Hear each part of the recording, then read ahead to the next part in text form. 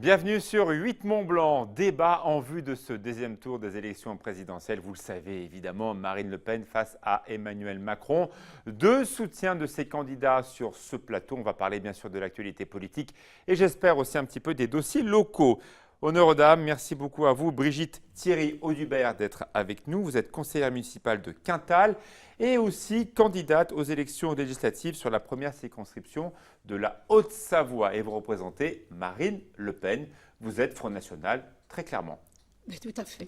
Avec nous, Guillaume Gibouin, merci d'être Bonjour. avec nous. Vous êtes, vous, conseiller régional, vous siégez à la région Auvergne-Rhône-Alpes et vous êtes aussi le référent, donc le patron du mouvement En Marche.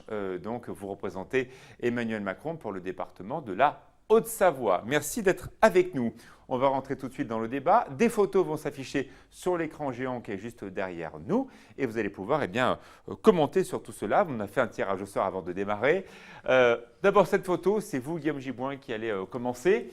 Ce ralliement de M. Dupont-Aignan à Marine Le Pen, qu'en pensez-vous ? Ça représente bien le système. Marine Le Pen n'arrête pas de dire qu'elle n'est pas du système. On voit bien qu'elle fonctionne avec ce système-là et ses ralliements et ses négociations de postes qui correspondent. Moi, j'observe Emmanuel Macron depuis une année maintenant. Et chaque fois que quelqu'un est arrivé pour vouloir négocier quelque chose, pour avoir un poste, la personne est repartie sans réponse. Alors régulièrement, j'ai des appels des uns des autres. J'ai eu ça, pourquoi il ne me répond pas? Qu'est-ce qui se passe? Je sais ce qui se passe. Il ne répond pas quand les gens sont arrivés pour négocier quelque chose. Donc ce système que Marine Le Pen dénonce, elle est en plein dedans. On le voit bien là avec ce ralliement-là. Pour vous, elle est comme les autres dans le Et même elle est système. exactement comme les autres. Vous en pensez quoi ? Moi, Brigitte si je vous Thierry-Audubert. comprends bien, vous nous dites que M. Macron ne demande à personne un ralliement. Emmanuel Macron, j'ai pas dit demande à personne de ralliement, j'ai dit que Emmanuel Macron ne négocie aucun poste. Et c'est-à-dire qu'il ne négocie pas un ralliement contre un poste, contre une investiture, contre un poste de ministre. On l'a vu plusieurs fois. Votre candidate Marine Le Pen, très clairement, on le sait, elle a beaucoup travaillé à ce rapprochement. Marion Maréchal Le Pen aussi a travaillé à ça. Maintenant, ça devient un peu un parti comme un autre, le Front National. Un parti qui a besoin des autres pour faire des alliances, pour l'emporter.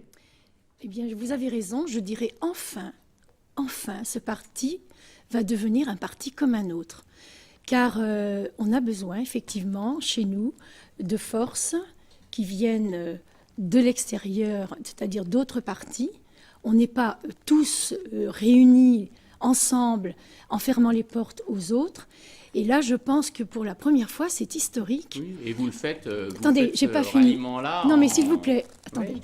C'est historique. Nous avons enfin un parti qui va rester le sien. On ne fait pas une fusion et on ne va pas faire un seul et unique parti. Le parti de Debout la France restera le sien, mais c'est une association, on va dire, d'unité de programme. Voilà. Donc, c'est une association qui se fait en monnayant les postes, en l'occurrence, et qui ne se fait pas sur un rapprochement. C'est un peu compliqué d'idées. quand même d'entendre Marine Le Pen depuis très longtemps dire « mais nous, on n'est pas comme les autres, l'UMPS, c'est toujours pareil, et puis nous, on est différents ». En faisant cette photo-là, elle rentre aussi dans le système des alliances. Est-ce que vous n'allez pas perdre un peu de votre originalité? On l'a vu, il y a à peu près 20% des personnes qui soutiennent Jean-Luc Mélenchon qui étaient prêts à se rapprocher de Marine Le Pen. Est-ce que cette photo-là ne risque pas de les faire fuir? Alors, je comprends votre question et votre étonnement. Effectivement, ça peut paraître surprenant de voir ces deux personnes ensemble. Ce sont des programmes qui ont des points communs. Il n'a Au moins jamais... 6, semble-t-il. Oui, mais justement, ce sont des personnes qui, quand même, ont une affinité, on va dire. On n'est pas complètement différents, c'est sûr. Et je pense que l'UMP ou le LR maintenant, par rapport à la gauche, avait quand même des grosses différences. Si on écoute, c'était quand même deux partis opposés jusqu'à maintenant. On a toujours eu l'alternance droite-gauche, gauche-droite. Là, c'est pas le cas. Si on en croit les soutiens de Nicolas Dupont-Aignan, il a plutôt pensé à sa place personnelle que quand on mesure, y compris sur le département, le nombre de défections de gens qui se désolidarisent. Et il serait Premier ministre si Marine Le Pen l'emportait. Vous êt d'accord? Je n'ai pas à me poser à la décision de Marine Le Pen. C'est un bon choix? Écoutez, je ne peux pas vous répondre directement si c'est un bon choix ou pas, puisque on n'a jamais eu ni Marine Le Pen en tant que présidente, ni Nicolas Dupont-Aignan en tant que ministre chez nous. Donc de toute façon, pour le moment, est-ce que c'est un bon choix?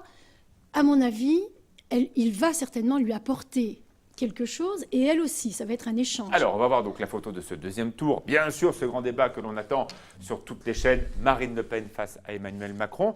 Qu'est-ce que vous attendez de ce débat sur quasiment toutes les chaînes ce mercredi soir, Guillaume Gibouin? Moi, je suis relativement confiant quant à ce débat et quant à la capacité d'Emmanuel Macron de répondre et de rassembler l'ensemble des Français comme il s'y attache depuis le lancement du mouvement En Marche. On attend 13 à 14 millions de téléspectateurs, toutes chaînes confondues. Marine Le Pen va attaquer. Vous comprenez ça? Ah ben bien sûr, attendez. Attaquer, c'est peut-être un mot très fort. Disons qu'elle va répondre. Elle va répondre, peut-être pas aux attaques, mais aux questions qui vont être ciblées, qui vont être incisives. Je pense que là, c'est un grand débat qui va se profiler. C'est un débat utile, nécessaire. On a besoin d'éclairer des deux côtés l'attente des Français et des Françaises et des Français. On a besoin vraiment d'éclaircissement. Nous aussi, au Front National, nous avons... Mais vous attendez quoi? Vous la connaissez, Marine Le Pen? Aujourd'hui, oui. Vous avez fait à peu près le stock de vos voix. Hein, 86% près, c'est fait. Pour Emmanuel Macron, on peut dire aujourd'hui que vos soutiens sont à peu près stabilisés, mais il y a encore une partie qui est volatile. Et il y a évidemment ce nombre de personnes qui sont encore indécis et indécises, qui vont devoir se décider jusqu'à dimanche. Un élément très important, c'est la météo pour ce week-end prochain. Thierry Polm annonce une météo mitigée. C'est un week-end important aussi de vacances. Donc, est-ce que vous appelez l'un comme l'autre à voter? Ou est-ce que du côté de Le Pen, si effectivement les gens vont à la pêche, c'est pas si mal? Pardon. Je sais pas, je pose la question très clairement. Par votre réflexion. Je ne sais pas. Ah non, écoutez. Certains indécis pourraient faire aujourd'hui le jeu de Marine Le Pen?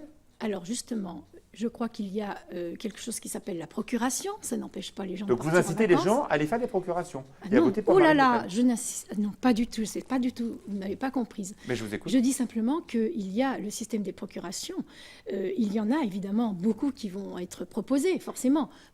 Autant chez nous que chez M. Macron, je suppose. Les gens vont partir. Bon, ils vont partir. Ça n'empêche pas qu'ils s'investissent dans leurs décisions. Vous savez aujourd'hui, Guillaume Gibouin, que le vote blanc ou le fait de ne pas aller voter est plutôt favorable aujourd'hui, selon la composition des choses, à Mme Le Pen qu'à M. Macron. Mais pour ce bureau de vote, déjà, je voudrais rappeler que sur le département-là, il y a un certain nombre de communes qui ont signalé des manques d'assesseurs et que le mouvement En Marche, aujourd'hui, répond à ce manque d'assesseurs des différentes communes qui nous l'ont signalé et qu'on va nommer près de 160 assesseurs sur le département pour déjà assurer la tenue. Et on s'est mobilisé pour identifier les besoins des mairies, pour identifier des volontaires capables d'aller tenir ces bureaux de vote. Les bureaux seront ouverts jusqu'à au minimum 19h. Même si vous partez en week-end, vous allez pouvoir voter jusqu'à au moins 19h. Ce sera effectivement ouvert jusqu'à 19h, mais pour que ces bureaux-là puissent être ouverts, il faut des assesseurs. Et c'est déjà la première chose. La deuxième chose, effectivement, sur les procurations, et on y travaille, pour que ceux qui ne soient pas là puissent effectivement aller voter. C'était l'image de ce premier tour, cette fameuse soirée à la Rotonde, qui est un restaurant, une brasserie classique. On a vu plusieurs confrères journalistes, notamment Stéphane Bern, à côté de Emmanuel Macron.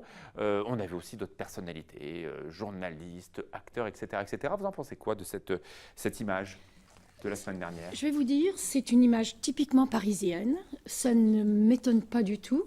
Ces personnes, ces personnalités, même puisqu'il en est, ont le droit de se réunir où elles veulent. Simplement, pour moi qui suis provinciale, je trouve que ça reflète exactement l'esprit parisien de la politique. C'était une erreur, Guillaume Gibouin, cette photo-là, cette soirée-là? Alors cette soirée-là, c'était d'abord une soirée pour remercier les salariés, les bénévoles du QG qui ont travaillé pendant des semaines sans compter leur engagement. Non, mais c'était d'abord un peu l'arrière-boutique des candidats. On voit bien qu'en dehors de l'image de première de M. Macron, ce sont ces personnes qui comptent. On va parler de l'arrière-boutique du FN. C'est comme une image assez show-off. On ne peut pas dire ça, que ce soit ces personnes-là qui comptent, parce que moi je le vois. Ils sont très proches. Non, mais des gens qui ont fait des selfies, qui ont été quelques secondes proches d'Emmanuel Macron, on en a des dizaines. Ils ont leur portable, ils se tutoient. C'est ça aussi l'arrière-garde. On ne peut pas le résumer à ça. C'était d'abord une soirée dans un restaurant, effectivement, dans une brasserie relativement ordinaire. D'abord pour remercier les membres et les équipes du QG qui ont travaillé et qui ont eu un engagement important. J'ai eu affaire à 2 ou 3 de vos conseillers à Paris. Ce genre de photo n'existera plus et les personnalités trop médiatiques seront un peu mises de côté pour ne pas apparaître trop distant du peuple. Je ne sais pas s'il s'agit de mettre de côté les personnes. On a effectivement, de toute façon, dès qu'on a des journalistes, un certain nombre de personnes qui savent aussi venir se placer. En même temps, cette soirée-là, on n'a pas été monté une soirée spécifique comme Madame Le Pen a pu le faire en allant à Hénin-Beaumont alors qu'elle y vit jamais. Justement, on va regarder maintenant l'arrière-boutique du Front National Donc, avec un président qui a été nommé et qui a été changé 3 jours après. Il s'agit de Jean-François Jalc, qui est président du Front National, qui a été rechangé par Steve Briouat. Un président qui ne plaisait pas trop, avec des positions assez compliquées. On sent bien que Marine Le Pen a du mal à cacher l'arrière-boutique. On sent bien que les personnes qui sont mises devant, Gilbert Collard, Marion Maréchal Le Pen, Steve Briouat sont très mis en avant. Quant à ceux qui sont un peu dans l'arrière-garde, vous les cachez un peu. Hein. Écoutez, pour répondre C'était Nicolas Dupont-Aignan qui disait que l'arrière-boutique était infréquentable. Il l'a dit encore il y a quelques jours. Alors moi, ce terme d'arrière-boutique, ça me surprend beaucoup parce qu'en fait… Je l'employais aussi pour Oui, je reconnais. C'est tout de même un terme qui me surprend tout de même. Car Marine Le Pen, on ne la voit pas énormément, évidemment, puisqu'elle n'a jamais eu de rôle au niveau de l'État. Donc on ne la voit pas énormément dans un restaurant, faire la fête. Elle a choisi d'aller chez son ami Steve Briouat, qui la connaît bien, et en dehors de Paris, justement, peut-être parce qu'elle a besoin d'être soutenue, elle aussi, par quelqu'un de confiance. Et elle n'a pas le showbiz, excusez-moi, avec elle. Elle n'a pas de personnalité connue. Mais elle a son père. On va voir une image de Jean-Marie Le Pen. Monsieur Le Pen. C'est logique. On est le 2 mai, c'est le lendemain du 1er mai, la fête traditionnelle d'hommage à Jeanne d'Arc. On a vu un Jean-Marie Le Pen un peu vieilli. Les âges font que voilà, un peu tout seul, avec 300 à 400 personnes qui étaient présentes dans le premier arrondissement de Paris. Jean-Marie Le Pen qui s'est aussi manifesté la semaine dernière avec des propos assez étonnants suite au décès de ce policier qui a été tué, mais qui était aussi homosexuel. Son ami a été donc mis en lumière parce qu'il a perdu son ami. Vous comprenez encore cette saillie de Jean-Marie Le Pen. Marine Le Pen s'en est détachée, mais vous comprenez, ça a beaucoup choqué les gens la semaine dernière, très clairement. Je comprends que les gens soient choqués, car on n'est quand même plus à l'époque où on doit faire ressortir, on va dire, les tendances sexuelles des personnes. Enfin, moi, ça me choque énormément. C'est plus fort que lui et ça fait rire des gens dans votre parti. Eh bien, je vais vous dire, je suis choquée. Je suis choquée personnellement. Je suis de la nouvelle garde de Marine Le Pen. Je ne partage pas du tout les réflexions de M. Le Pen vis-à-vis de ces personnes qui ont leur tendance, qui ne l'ont souvent pas choisi. Je peux vous parler en connaissance de cause et je ne suis pas du tout pour ces propos. Oui, mais en même temps, cette pratique-là, vous lisiez avec cette question de l'arrière-boutique, nous on l'a vécu et on le vit aussi au niveau local, où pas plus tard qu'avant-hier, c'est quand même la gendarmerie qui a évacué de la foire aux bestiaux de Villaz nos militants parce qu'ils étaient pris à partie par des sympathisants de Madame Le Pen. Et on le voit bien que cette violence-là, dès qu'on creuse un petit peu et qu'on enlève la façade que vous avez refait ces dernières années, eh bien on retombe sur cette violence. Et cette violence-là, à la fois vous tenez un discours de sécurité, mais en même temps vous avez des gens qui se comportent comme des milices. Et c'est aussi ça le parti du Front National. Alors je voulais vous rassurer tout de suite, ces personnes-là, on n'a pas du tout envie qu'elles restent parmi nous, car les personnes violentes, les personnes excessives, les personnes qui sont là pour taper, ce sont l'électorat et en partie du Front National. Moi, je ne peux pas vous dire que je connaisse tout le monde au niveau local du Front National. En tout cas, il y a souvent des violences de part et d'autre. On va avancer avec… De part et d'autre, effectivement, peut-être. Je ne suis pas pour, du tout. Mélenchon, donc, qui n'a pas appelé à voter pour l'un ou pour l'autre, qui s'abstient, mais il a dit à la finale que quand même il ne voterait pas Marine Le Pen. Vous en pensez quoi? Jean-Luc Mélenchon, dont à peu près 20% de l'électorat irait quand même vers chez vous. Jean-Luc Mélenchon n'a pas donné d'intention, il n'a pas vraiment dit ce qu'il allait faire non plus. Il ne peut pas se permettre, puisque dans son parti, il y a des propositions dans son programme. Est-ce que vous ouvrez les bras aux personnes qui ont voté pour Jean-Luc Mélenchon? Absolument. Je peux vous dire que... Et donc, du coup, vous n'êtes plus du tout visible politiquement. Parce mais- que Marion Maréchal Le Pen et Jean-Luc Mélenchon, c'est juste l'eau froide et l'eau chaude.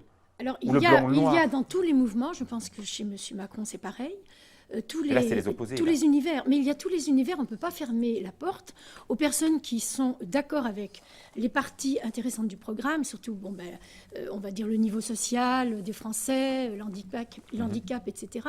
On ne peut pas fermer la porte à ces personnes sous prétexte qu'elles viennent Alors, je vous laisse répondre, Guillaume chez Géboin, vous Monsieur avez une minute de Mélenchon. retard. Oui, oui, alors sur la question des valeurs et qu'est-ce qui unit les gens qui sont à En Marche, hein, c'est 4 valeurs principales. D'abord, c'est le travail, c'est-à-dire qu'il faut travailler, et on trouve sa place dans la société par le travail. Ensuite, c'est le progrès, c'est-à-dire que si on travaille, on est capable d'avancer et de progresser. C'est la construction européenne.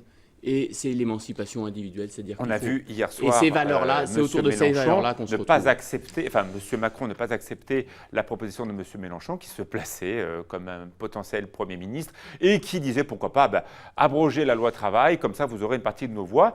Emmanuel Macron a dit il n'en est pas question. Mais bien sûr, il y a eu un premier tour qui est très clair, avec effectivement Emmanuel Macron qui était en tête de ce premier tour, sur un projet qu'il a présenté et discuté, et qui a été discuté aussi largement ici en Haute-Savoie.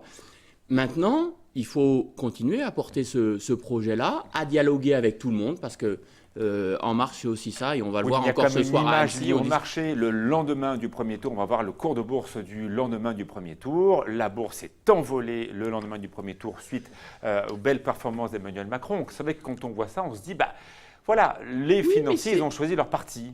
Absolument. Oui, enfin c'est pas que les financiers. Aujourd'hui, sortir de l'euro, l'arrivée de Madame Le Pen au pouvoir, ce serait une dévaluation importante. C'est un surenchérissement de nos taux d'intérêt, une diminution de la valeur de l'épargne. Et qui c'est qui va payer ça au maximum?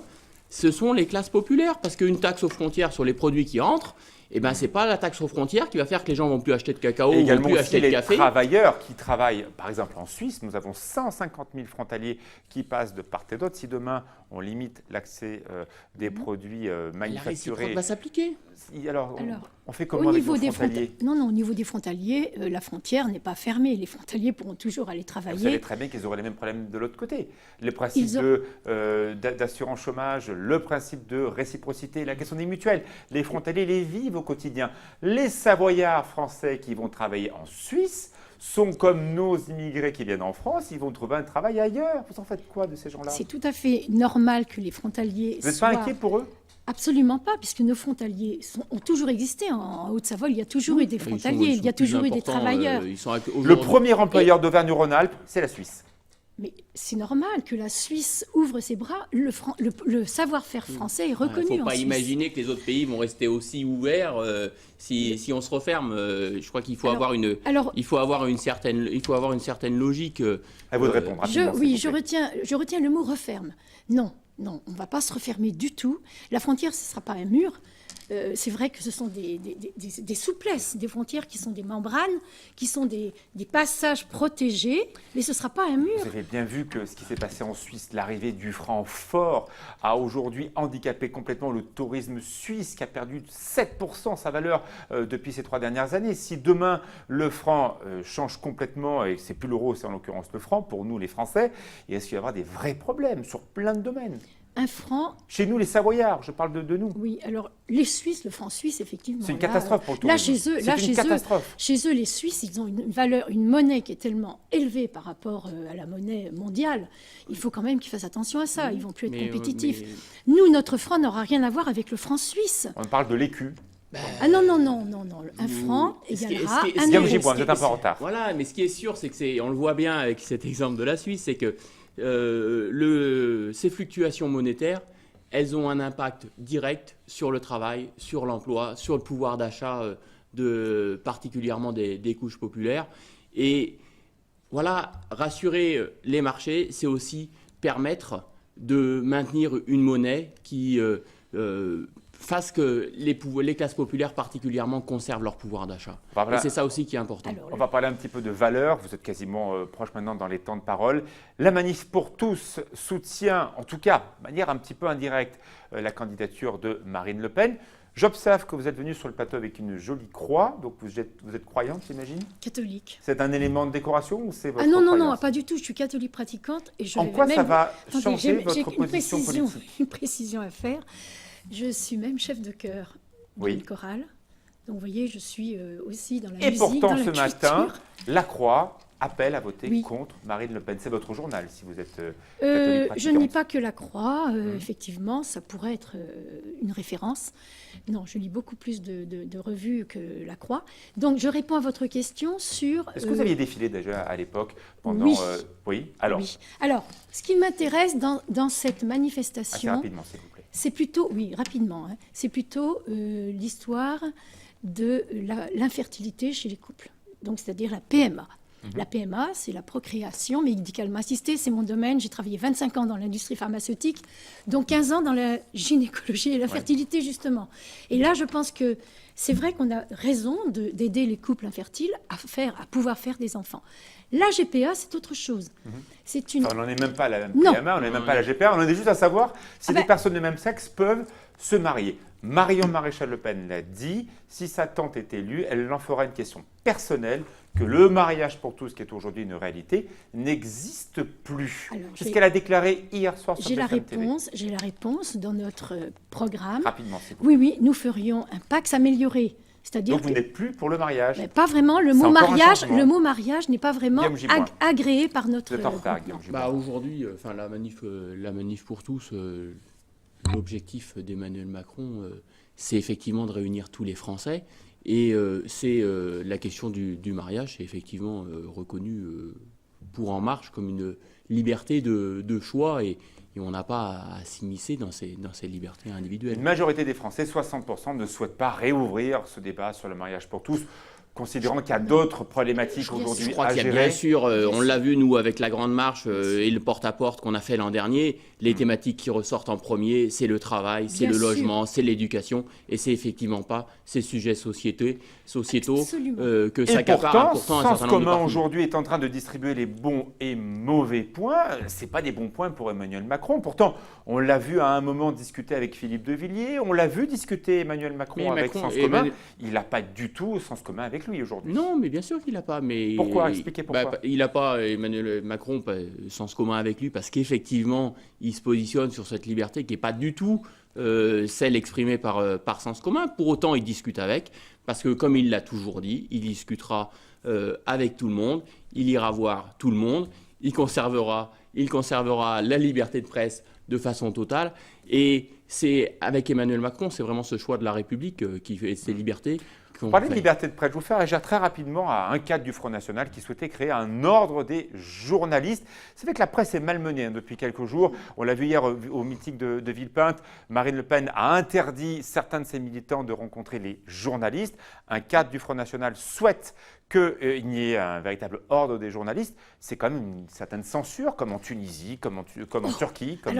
C'est un peu ça quand même. Je comprends votre étonnement. Alors, personnellement... Vous êtes d'accord ou pas d'accord? Pas d'accord du tout. J'ai toujours répondu aux journalistes. Qu'est-ce que vous faites au Front National alors? Je suis au Front National. Il y a plein de sujets, vous n'êtes pas d'accord avec vos mentors quand même. Je suis au Front National parce que le mouvement Front National correspond exactement maintenant à mes idées, aux idées principalement la majorité des personnes qui sont au Front National. Est-ce que vous en êtes vraiment sûr? Depuis tout à l'heure, je vous vois faire.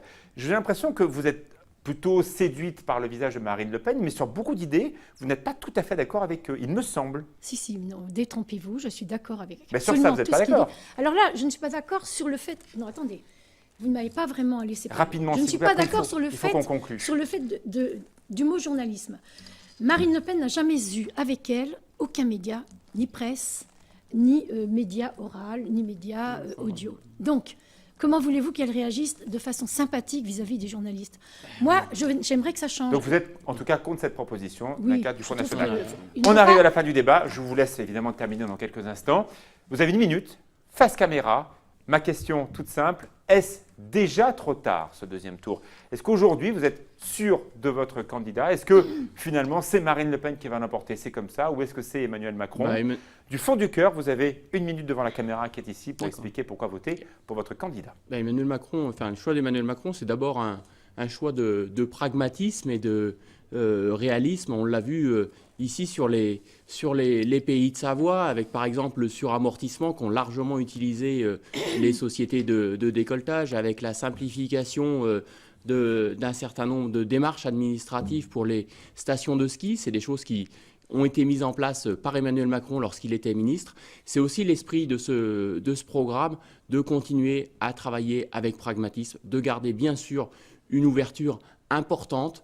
On ne sera pas d'accord avec tout le monde tout le temps, mais de toujours dialoguer, de toujours discuter pour essayer de réunir un plus grand nombre et de prendre des mesures qui permettent de trouver et de convaincre l'ensemble des personnes. Vous avez 30 secondes de retard, je vous fais donc une relance.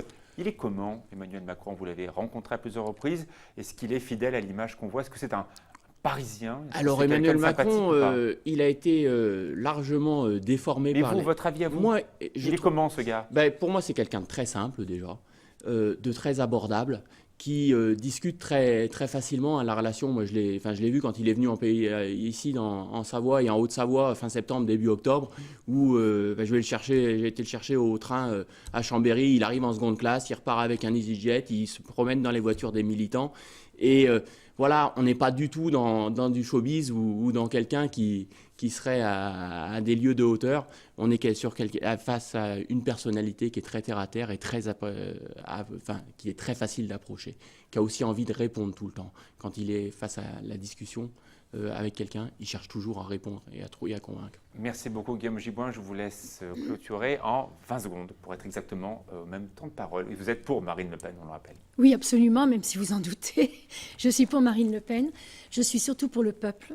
Je suis surtout pour le rassemblement du peuple, pour que notre France retrouve aussi un niveau de vie à tous les étages, pour toutes les personnes, qu'elles soient des personnes socialement démunies, des handicapés, des personnes qui en ont toujours bavé, on va dire ça, parce que bavé pour ne pas avoir eu... Pardon ? Je vous laisse terminer, s'il vous plaît, on est à 9 minutes. Déjà ? Eh oui. Bon, alors je suis donc pour une France qui va se réunir autour de Marine Le Pen, une France libre, une France sociale, une France puissante, et je vous laisse fière. C'est 9-15, je suis désolé. En tout cas, allez voter ce week-end, n'hésitez pas, faites des procurations, déplacez-vous, dites pour qui vous êtes et c'est encore plus simple. Merci à vous deux. Merci. On reparlera bien sûr des présidentielles et des législatives très bientôt. Vous serez invité, vous êtes candidat. À bientôt. Merci beaucoup et à bientôt.